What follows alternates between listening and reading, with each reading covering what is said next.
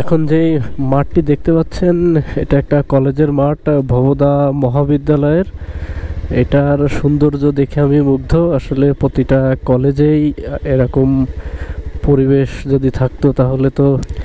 আর এখানে আমি আগে অনেকবারই আসছি, আমার দেখতে খুবই ভালো লাগতেছে এই কলেজের মাঠটা। আমি এখন বাইক নিয়ে আপনাদের ঘুরে ঘুরে দেখানোর চেষ্টা করতেছি।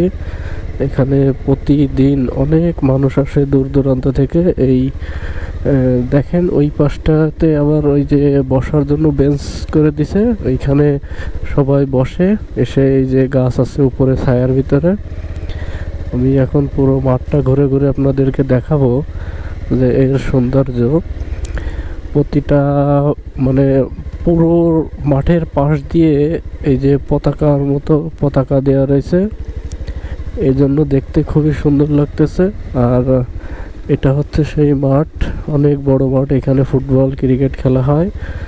এখানে মাঠের পাশেই একেবারে বেঞ্চ সিস্টেম করা আছে, এখানে স্টুডেন্টরা বসে থাকে।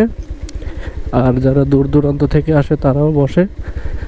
আমরা মাঝে মাঝে আসি, তো আজকেও আসলাম। আমরা এখন এখান থেকে নোয়াপাড়ায় যাব।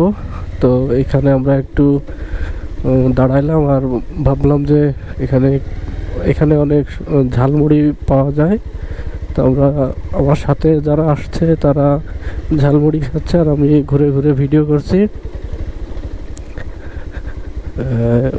মানে পুরো মাঠের চারিপাশে গাছ লাগানো আছে, এই কারণে আরো বেশি ভালো লাগে। এটা সেই ভবদা মহাবিদ্যালয়, অভয়নগরের ভিতরে।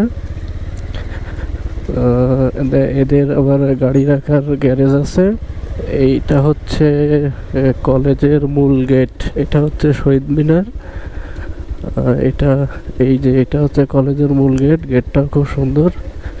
তো এই ছিল ভবদা মহাবিদ্যালয়ের